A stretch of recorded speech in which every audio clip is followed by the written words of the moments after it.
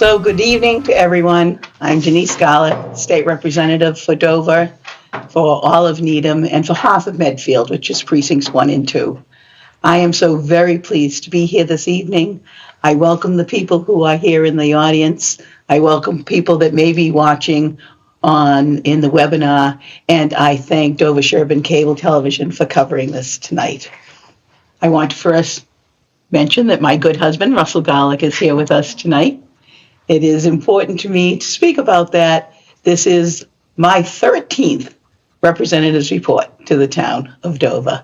And I'm so very pleased that this concept that I wanted very much was to report annually back to the communities I represent. And I had a friend who said, "Oh, don't start that. You'll never keep it up." I want you to know we've kept it up every single year. So for this evening, as in years past, I will speak for 30 minutes. I have a presentation, but at the end of the 30 minutes, I will stop whether I have finished the presentation or not, because the next 30 minutes is the most important. It is the way in which we will have a chance to have a conversation about your issues and concerns. And to be a good representative, you need to make sure that you are listening so well to the issues and concerns of the people that you're representing. So I appreciate that. One of my legislative aides, Hannah, is here. I'm going to ask Hannah to come up, introduce herself, and talk about the logistics for the night.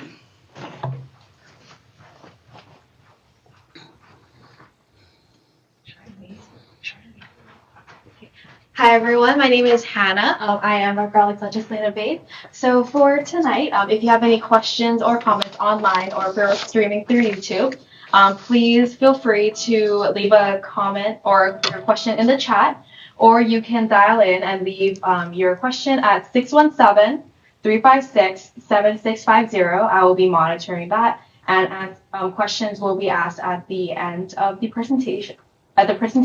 But we will end promptly at 8 o'clock, just to be respectful of everyone's time. If you have any unanswered questions or issues, someone from our office will follow up after the event tonight. So thank you, Hannah. And having introduced Hannah, I would like to introduce the rest of my team. If I may have my other staff members introduce themselves. Hi, my name is Sophia Leggio. I'm also a legislative aide. I'm responsible for assisting Representative Garlick in tracking her priority legislation as it moves through the state legislature, and I assist her as her role as the chair of the Commission of the Status of Persons with Disabilities.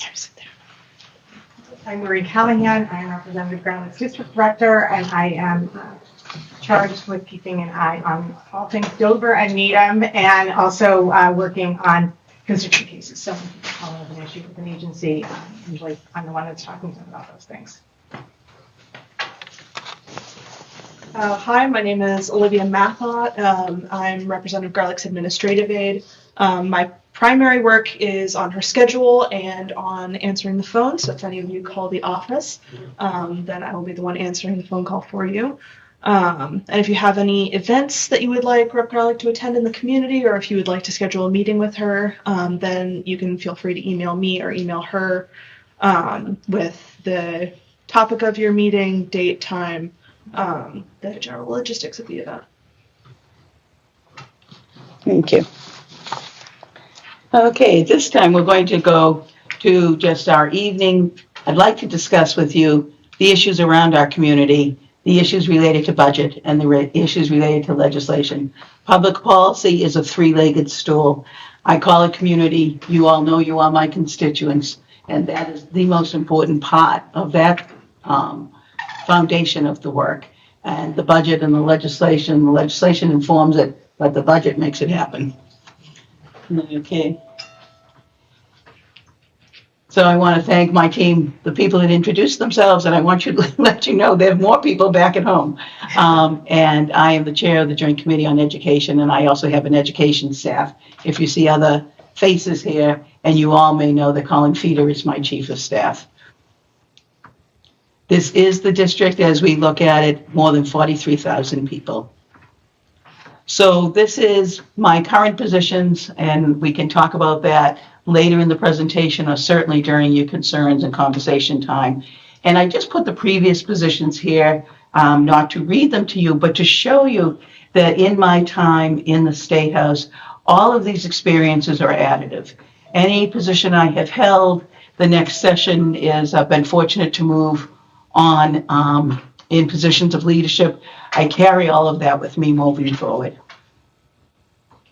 And for this present time, I am the chair of the Joint Committee on Education, and I am also the elected chair of a commission on the status of individuals with disabilities. The commission was developed during the gun reform bill, interestingly enough, but it is permanent and it is funded. And I do believe we are doing extraordinary work. And in the past year, we have focused on individuals with disabilities who want to be in the workplace and the individuals that are serving people with disabilities. And in both of those areas, there's great need. Listening to your concerns, I hope you feel that. I hope you know that's most important to me. And it's in a variety of ways because we've learned that many people are communicating in different ways. And I'm trying to find as many of those channels as I can. You'll see on that upper right hand that there were more than 800 unique contacts in the district in this past 1 year. Thank you, Maureen. And a very basic way in which I am available and present to the things that are most important to our community is through our organizations. And I think there's a person in the audience, Bella, and I believe that I met her in Dover through one of these organized town events, and always at Dover Days, and very pleased to be present at the Memorial Day ceremony. It's so important in Dover. So serving you, right? This is the 2023 constituent contacts. On your right-hand side, I believe, in the box, is the main topics in which people contact me. And you'll see that those issues that are key, particularly to some of the people in Dover, that large blue pot that you see, dark blue pot of that pie, this is something very special in the district that I represent that may or may not be true in the other districts in the Commonwealth. We have a very policy-oriented district. People who care deeply about what is emerging in the State House, who make frequent calls, who support bills, and that is very much a part of the information that we work with, that Sophia works with, that Hannah works with consistently. Maureen is the person who is working with the constituents who need individual help, and that comes in a variety of ways. Sometimes it's a problem or an issue unique to you, and sometimes it is you are trying to solve a problem and you're trying to access state government and kind of banging your head against the wall. When you have that feeling, call me, because that is the way we can really intercede and help. We can open those doors. Okay, and supporting our community. So what does that mean? So I'm telling you all the ways I connect with you, right? What does that mean? So one of the ways is through grants. So through my office, we identify grants that may be emerging, that the town may be interested in. And then if the town applies for a grant, then we send a letter of support for it. So we got a little bit more than $12.7 thousand on the Sustainable Materials Recovery Grant. We like that. We got a little bit more than $5,000 on the Cultural Council allocation. We like that. Dover received $405,000 on the Municipal Vulnerability Preparedness Grant. That's a great asset to the town of Dover. So the other way we communicate so we can meet those needs is through email communications. And once again, this is Hannah. This fresh garlic press, the constant contacts.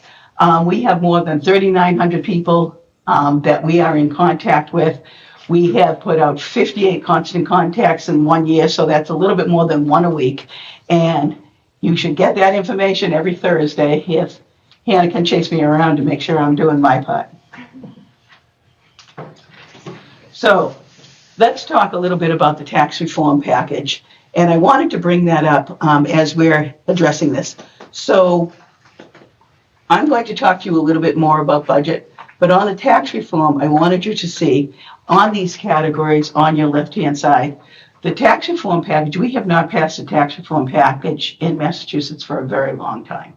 When we approach this, and I'm going to show you a slide later about how we got to this place, it is to the benefit of the children and families, the seniors, working people, descendants, that's that word, descendants, and rental relief that you'll see and how we actually formulate that tax reform package. That leads us to the budget. All right, the budget, if you just back up for a moment, Maureen, for people who can read the bottom of this slide, this is the process of how the budget goes. What's important about this is for this year now, we're looking at fiscal year 25 now that will begin July 1st. We're in fiscal year 24. We're preparing for fiscal year 25. The first thing that happens is the governor's budget comes out. Then we see the House Ways and Means budget is issued, and that's usually early April. Then we have the House debate the week after April school vacation. We see the House budget, we send it to the Senate. Again, the Senate debate all the way here till we get to the final budget. So it's a process that happens every single day, to be honest with you. But the most intense time is this 6-month period that we're currently in and how we're going to look at those issues around the budget. It's important that we talk about that because of the fiscal picture. The fiscal picture in the last 2 years has been volatile, to say the least, right? What we saw was the end of 2022, we had a budget surplus. There was money in the state, there was money in the towns, there was a lot of money that was available. Some of it was our revenue ourselves, but most of it was the federal money that was coming in to stabilize the state during the COVID epidemic. And so we had a great deal of money. There is still some money that is available that we saw, the ARPA money that was available. We saw ESSER money that was available for the schools. And we are coming to the end of that time. The truth is, if that money isn't spent by the end of 2026, that money just evaporates and goes away.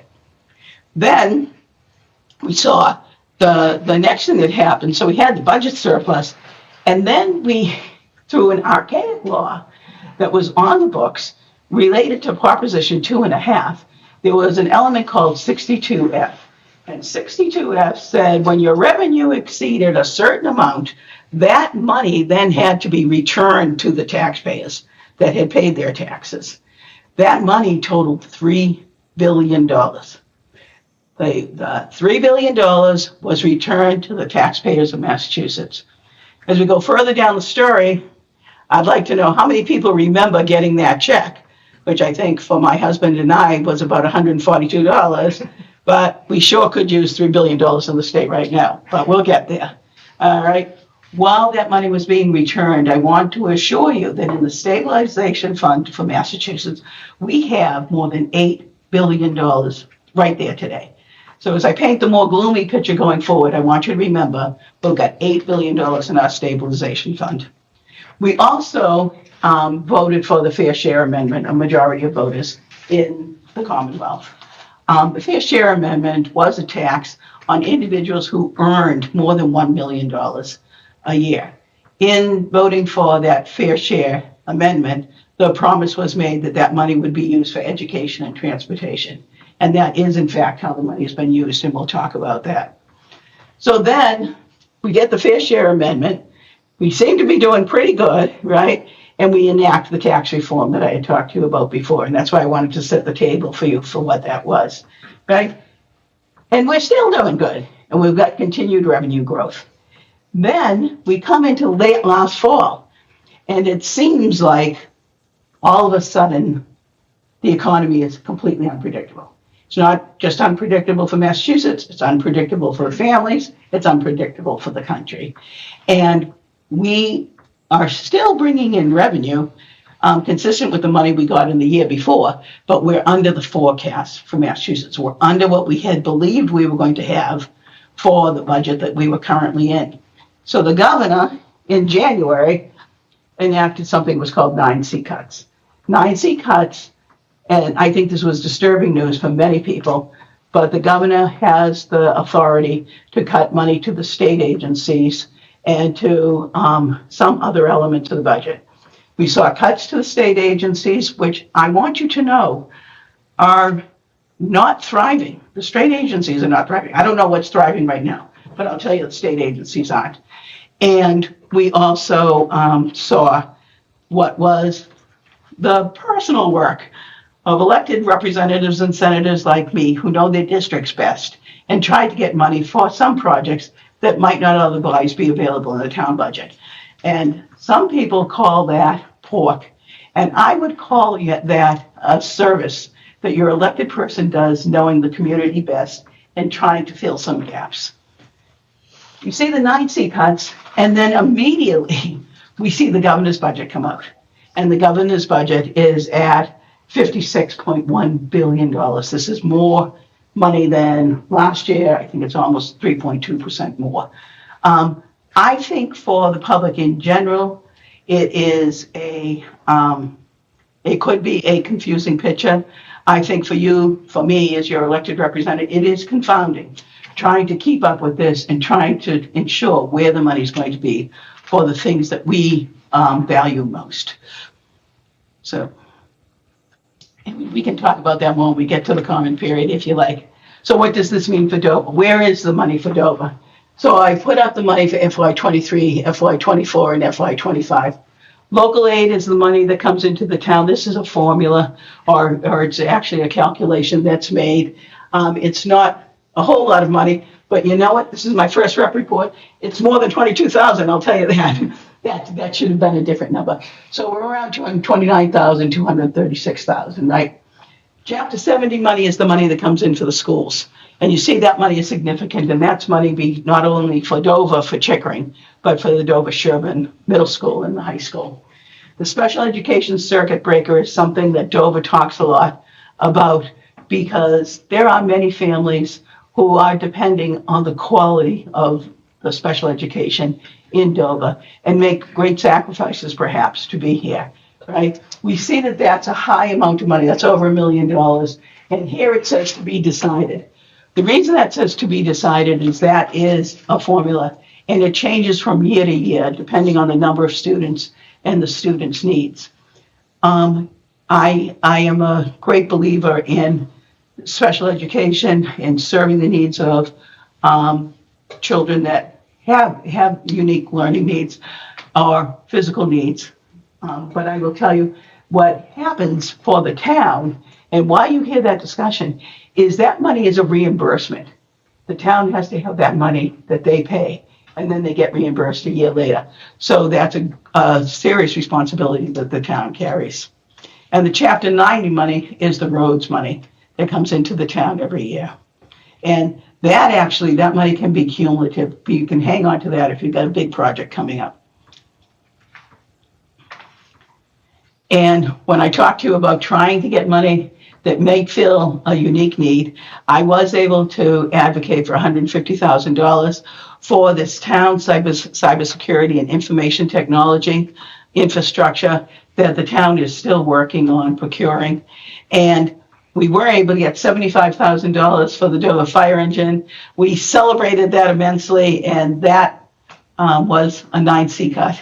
And so it's $37,500 that's coming into the town. But even that helps to defray the cost moving forward.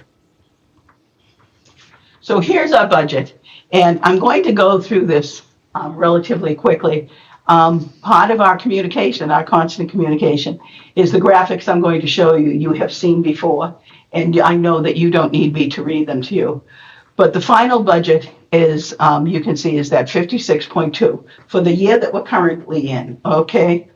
And for the fair share spending, which was the tax that I talked to you about that people called a millionaire's tax, right? That money that came in was over $1 billion, and that was spent between education and transportation.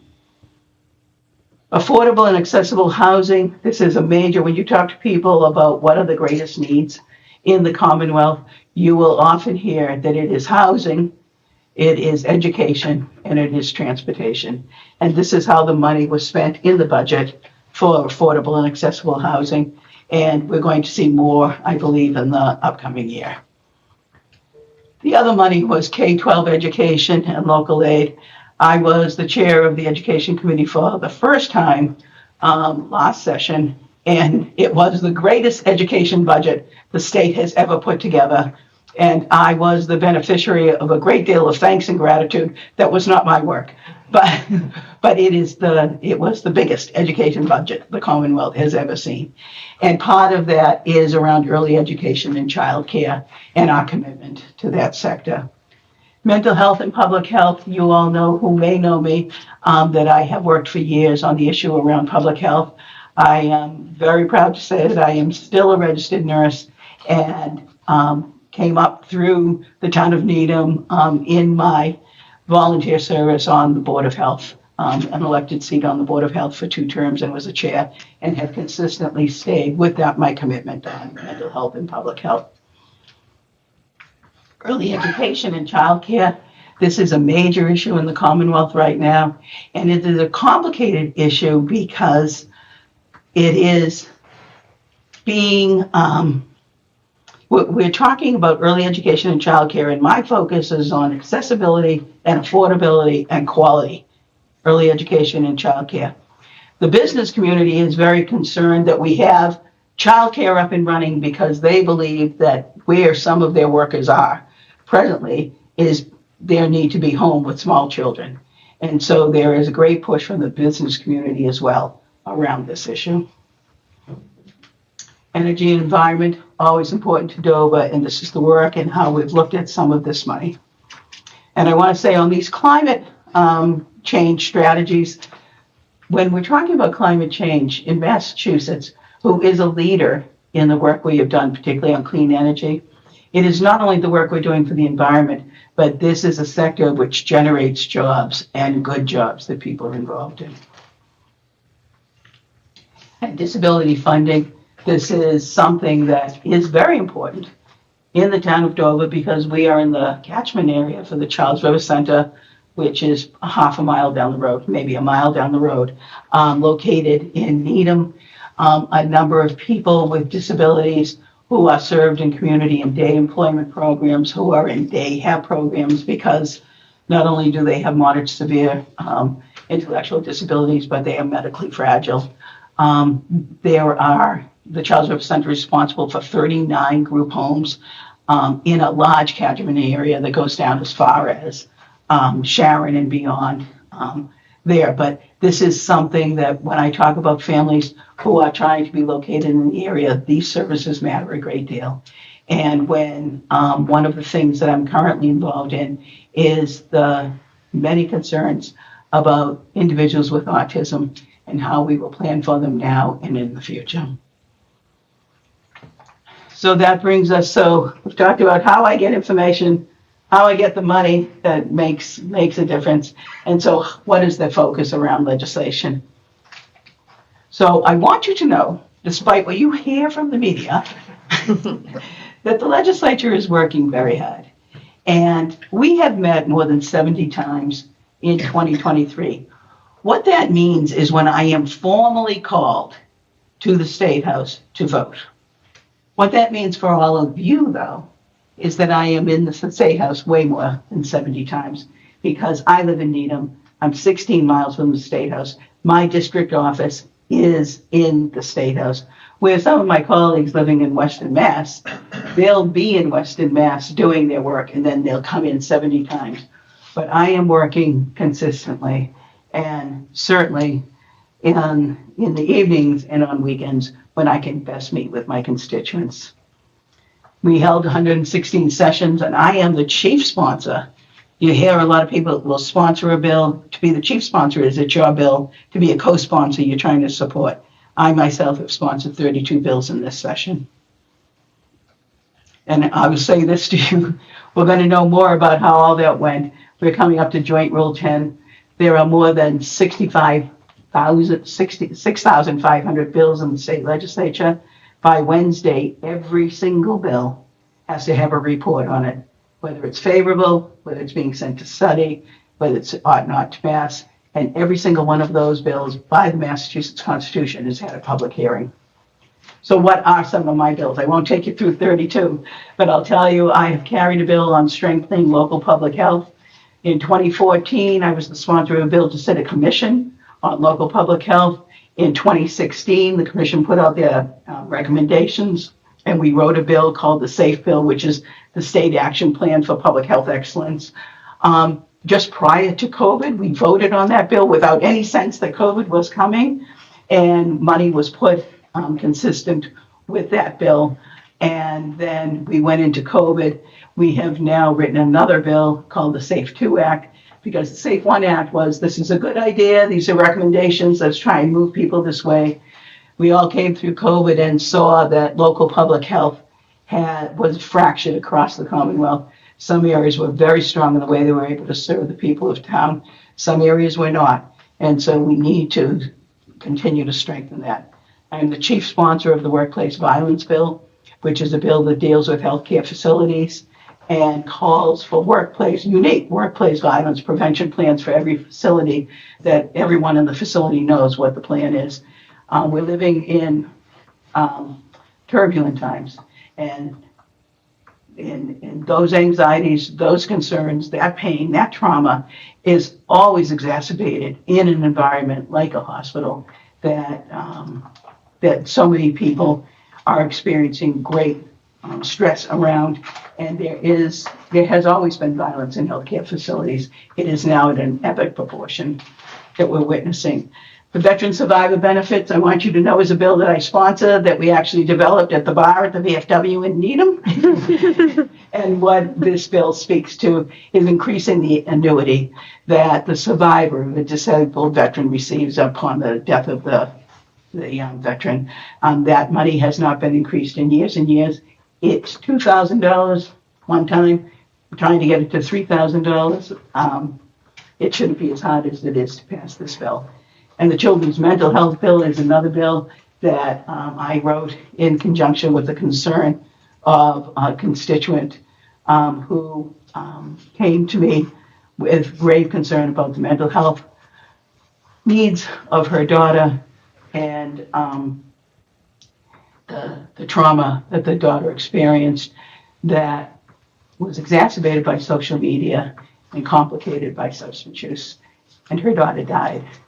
And we're trying to write a bill that we can better wrestle these social media companies to understand how they actually target individuals and how we can protect our children.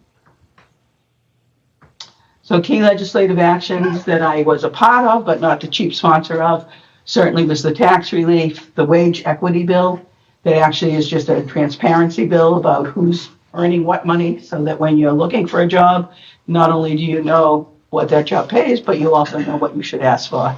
And you see tremendous benefits when people have that information in their ability to negotiate their jobs.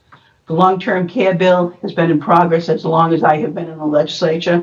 I was the chair of the Joint Committee on Elder Affairs.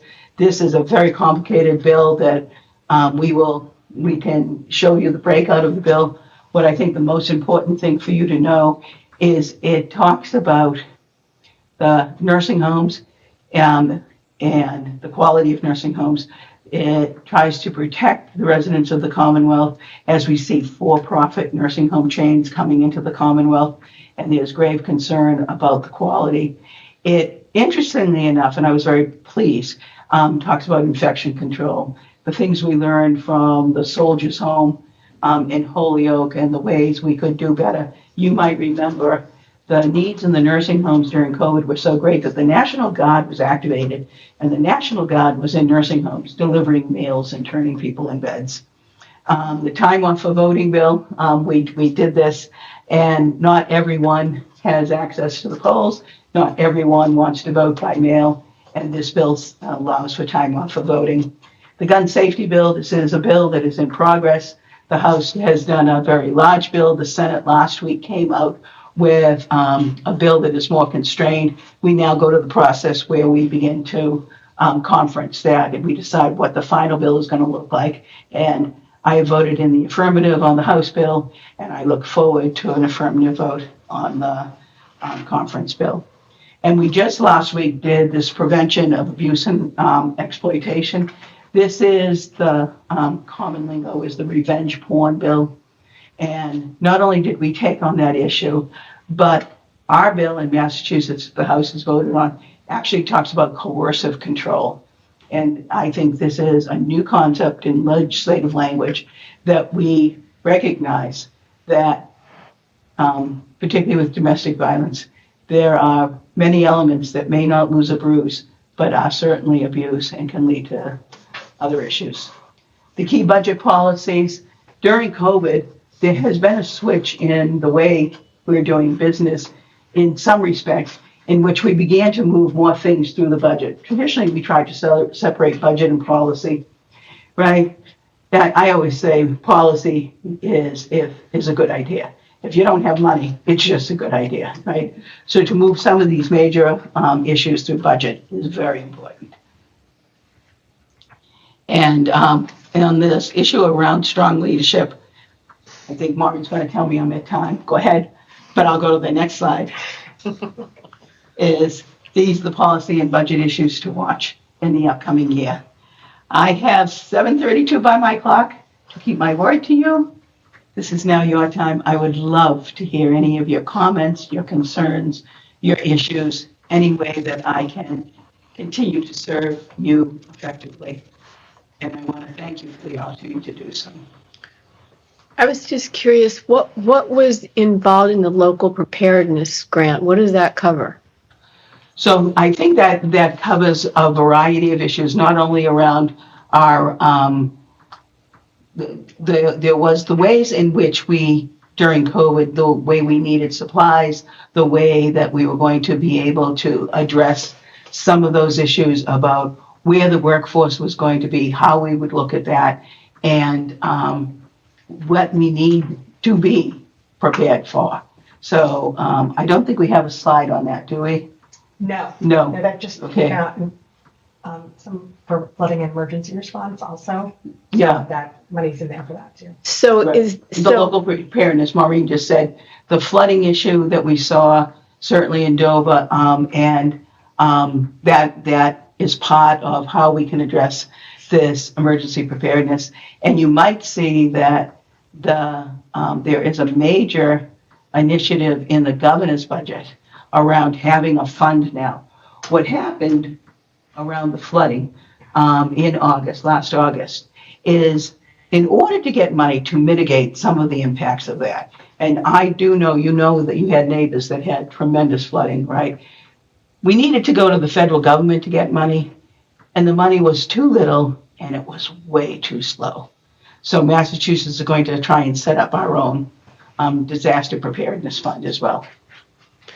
So that money is allocated at the local level, and then who's in charge of how it's dispersed? It's not allocated at the local level, it's allocated at the state level. And Okay. at the local level, you'd have to apply for it.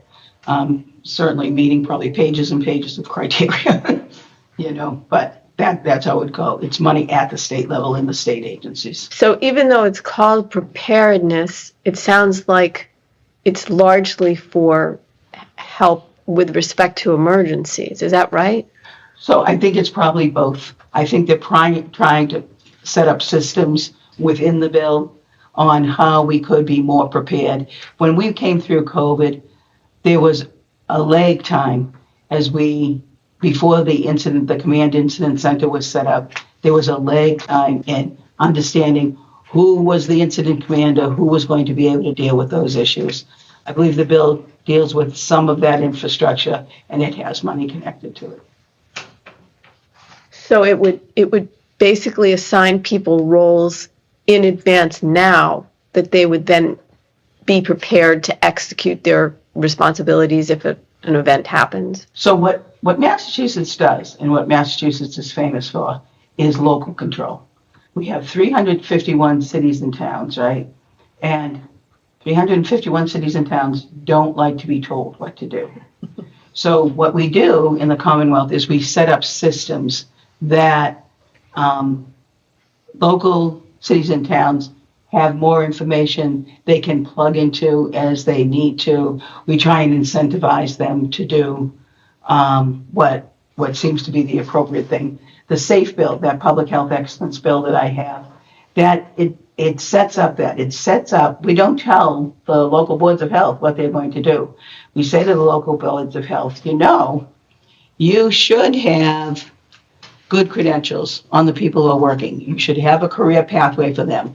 You should look at the national standards on public health, and you should certify your local board of health through that.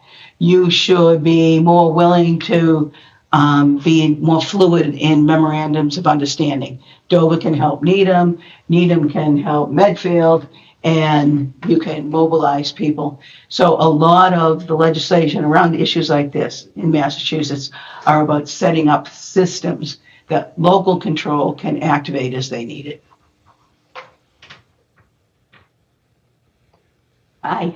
Hi, I'm Beth McCoy. I'm the superintendent of schools for Dover, Sherburne, and the region. So thank you for your public service. Thank you for being here and for being such an advocate of education. Understanding the importance of early intervention and early preschool special education, and of course the mental health of our students, that they're prepared and ready to learn. You speak of local control, and I'm just curious what your findings are. Perhaps you can't share them yet. But is there any initial thinking around the literacy bill and how that might take local control away from school districts in terms of how we teach reading? So you gotta wait till Wednesday when we get a report on all these bills.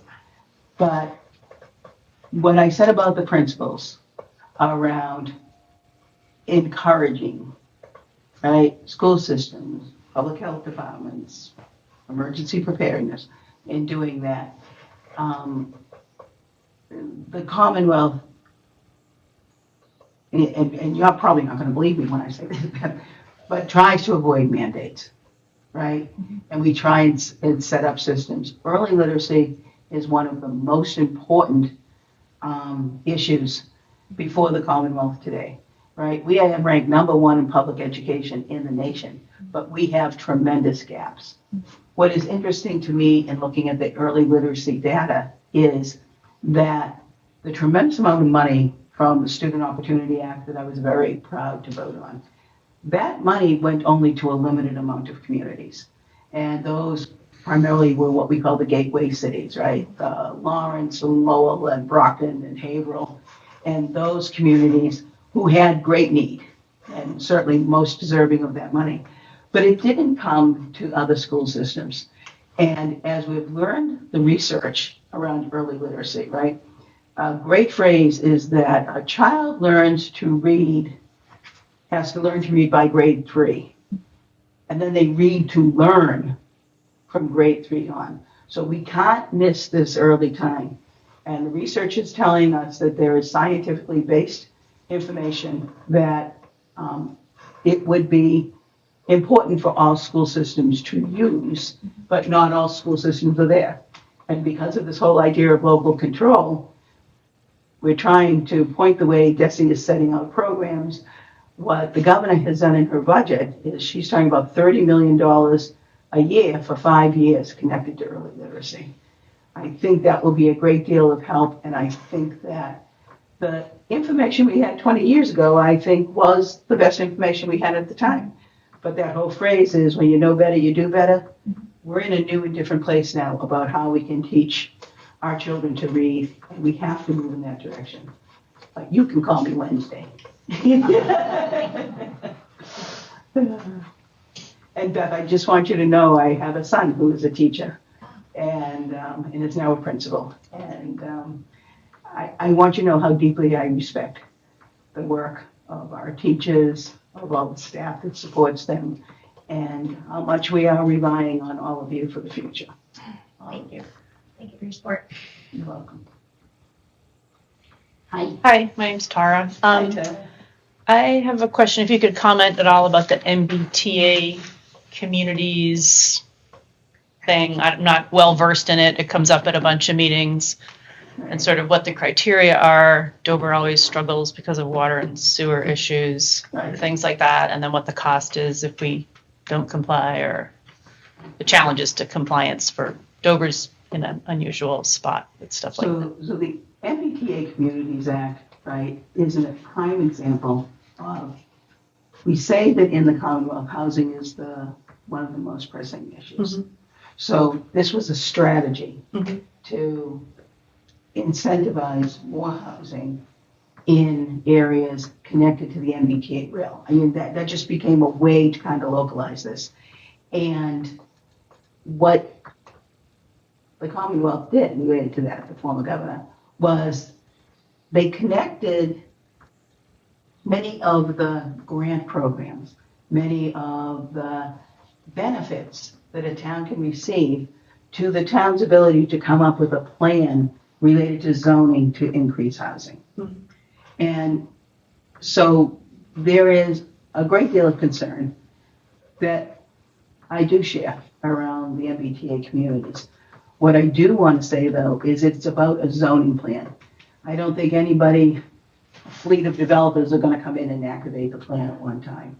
But the town is being asked to identify areas where there could be more housing, more dense housing, and what that could look like. So we are seeing that.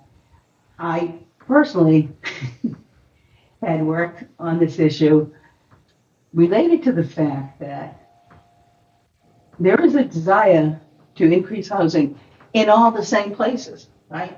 So now Dover does have land. Well, how much of it is buildable land, I'm not sure. My hometown is Needham. Every square inch of land in Needham is covered.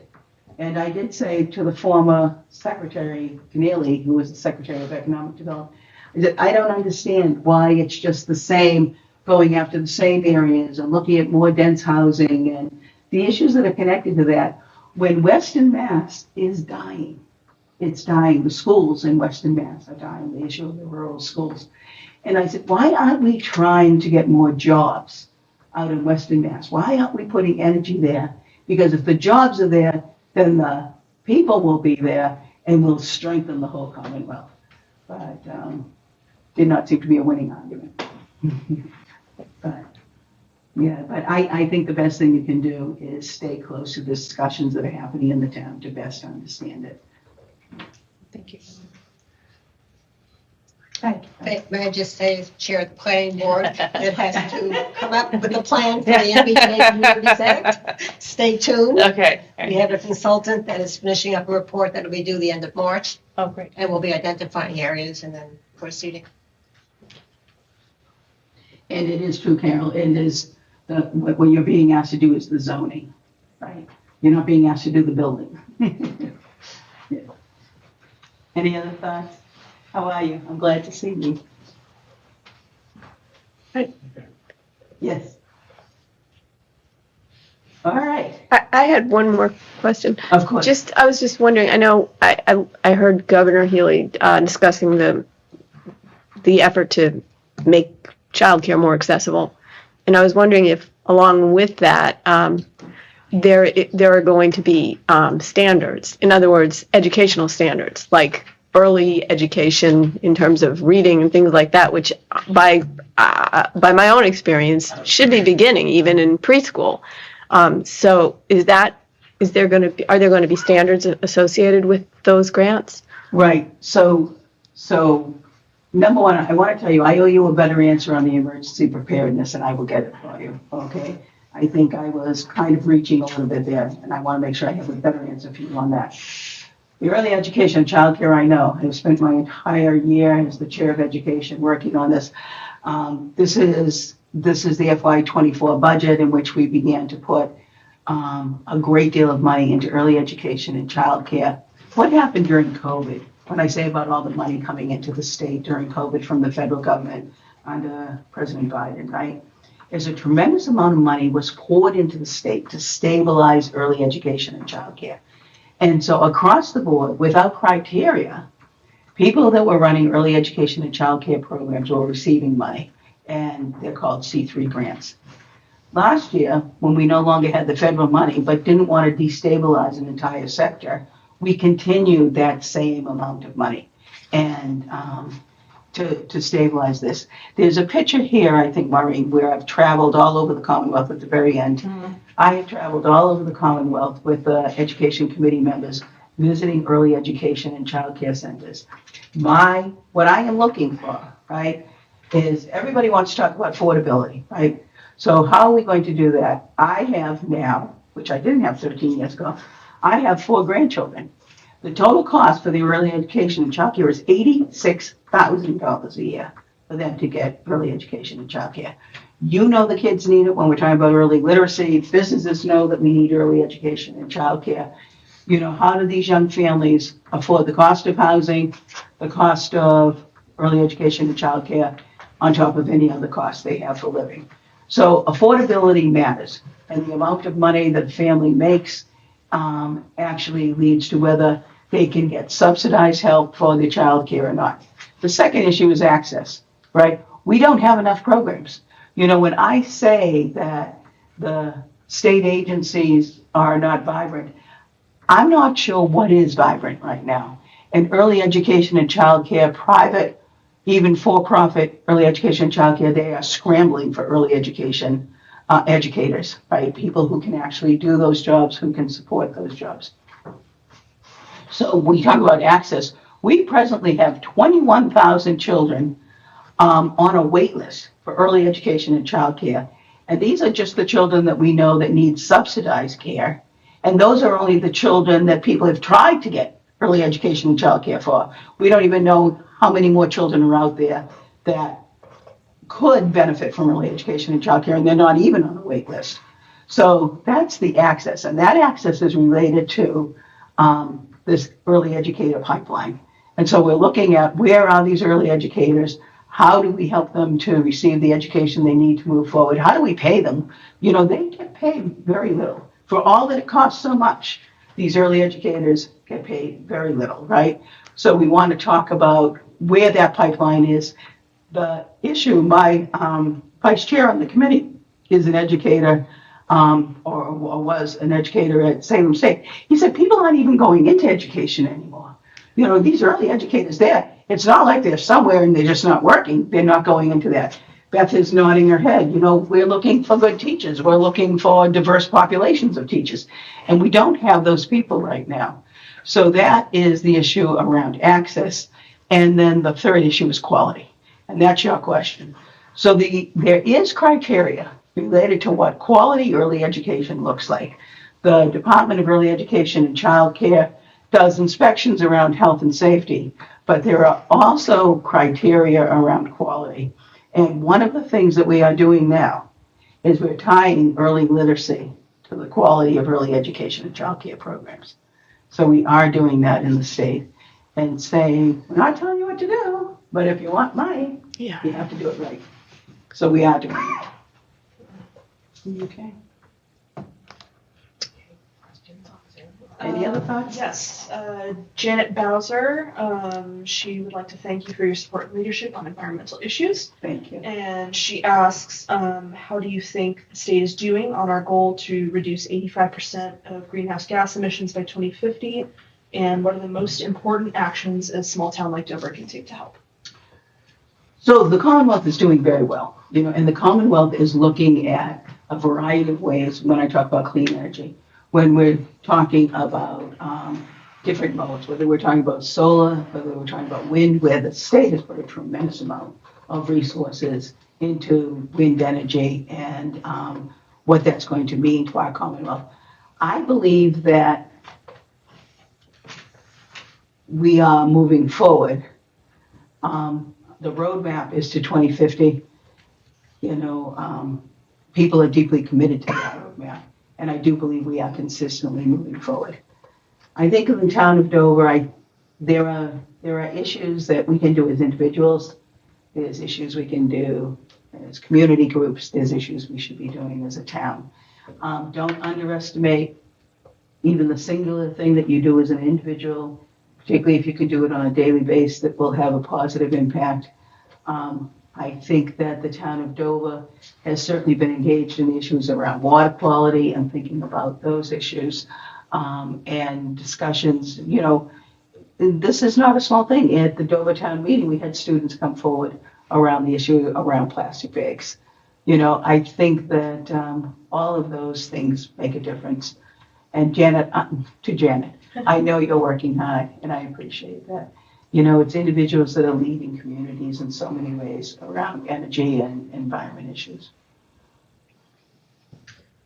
Peter Ting asks, what's your view on the Hale conservation restriction, and is it money well spent for Dover? So it's interesting, the Hill Reservation, right? So I think I should defer to our planning board on this. I certainly understand the reasons why Dover believes it's valuable to have the restriction. I don't know, as you move forward, I would like to believe that at the same time that we appreciate everything we need to do for energy and the climate, that we also think about what open space and green space means to us. We don't ever get that back, and there are more than 39 horse farms in Dover and Medfield, and I was making the case at one point about why we needed to be supporting those areas, and I said, it's just not about the horse farm, it's just not about that business person, though it's about both those things. I said, but we have so little open space that we all can see that as a vehicle. So I think there's many sides to that Hill Reservation issue. It's a great deal of money that's been mobilized, and I do think one of the benefits is to preserve that open space. Westwood also was looking at putting money into that endeavor. Those are the only 2 questions on the Zoom. Okay. And that's the beauty of the representative's report. You actually never know what the questions are going to be. I've got a whole appendix of slides that detail all kinds of things. So it is, I think I have 8, maybe 52. 7. What? 752. Oh, 752. Excuse me. Yeah. I will be here for anyone who wants to have a private conversation. I will not hold you longer than a moment. Then we can use that time effectively. I want to thank you for being here. If there is anything we have learned, it is that time is our most precious commodity. And